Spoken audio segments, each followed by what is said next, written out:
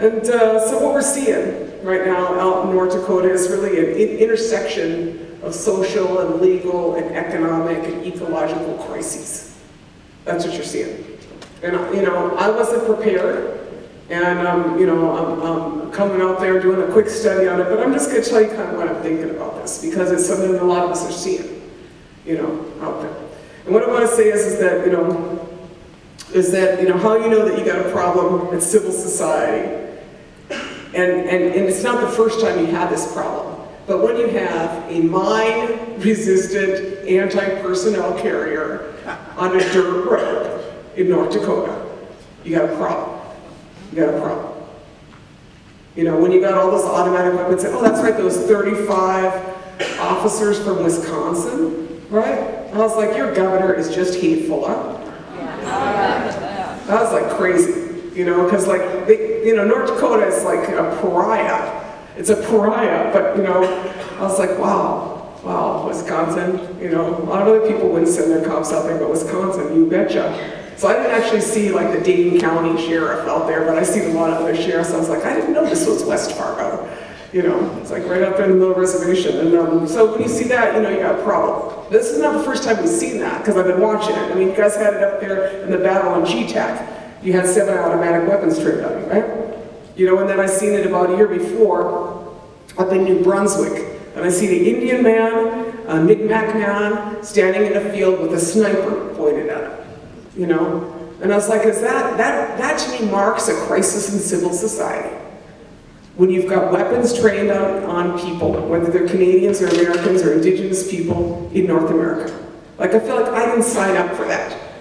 I inherited living in this first world country that's supposed to have some semblance of human rights and civil rights.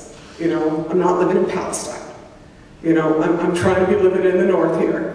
And you have a crisis of civil society when the rights of humans, rights of nature, are so subsumed to the rights of energy corporations. But that's where we got to. So a little bit of how we got to that. I think that you all got a sense that, basically our system is so addicted to oil that what happens is at a certain point in this addiction, a bunch of addicts don't make good decisions.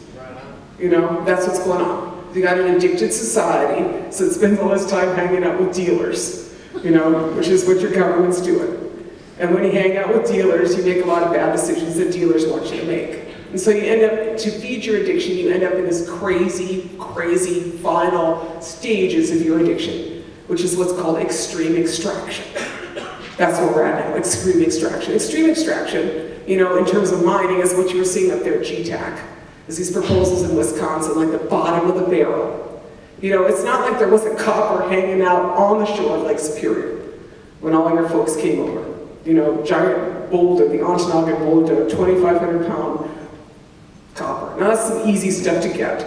The stuff they're going after now for like copper mining is so bottom of the barrel that it's like the single most inefficient mining process in history and in the world, except for gold. That's the bottom of the barrel. When you're scraping so deep that you would destroy everything just to get those little flakes. Little flakes. Super energy inefficient, super inefficient destruction of water, ecosystems. I'm saying that's addict behavior. When you're scraping up your fix like that. That's what we got. When you're scraping up your fix in your oil and your fossil fuels, and how you scrape up your fix in your oil and fossil fuels is you blow off the top of 500 mountains in Appalachia. And act like that's like normal behavior. To change the geography, or you drill 20,000 feet under the ocean, hope that's going to work out for you. My position is 20,000 feet under the ocean is where the mermaids live. That's where they should be, and the things that are in the deep, they should be in the deep. We shouldn't be down there. That's their world. Shouldn't go down there. It's like the boundaries that humans have to live within. As the Creator didn't put us 20,000 feet under, so I don't think that's our place. Let's just stay in our own little place, right? And then, crazy stuff is the tar sands. Destroy an area the size of Florida and just stick it in some pipes to get down here. And then the other one is fracking. Now, we're going to explode the bedrock of Mother Earth, throw in 602 chemicals down there that are exempt from any reporting because of the Halliburton Amendment. That's what regulatory capture looks like when Halliburton writes your energy policy, which is what happened, right? And then they try to pretend like it's legal. That's what they're trying to do, is pretend like this is all legal. This is a rogue regulatory system.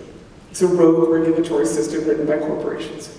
It has nothing to do with what is right or nothing to do with what makes sense, you know, over the long haul.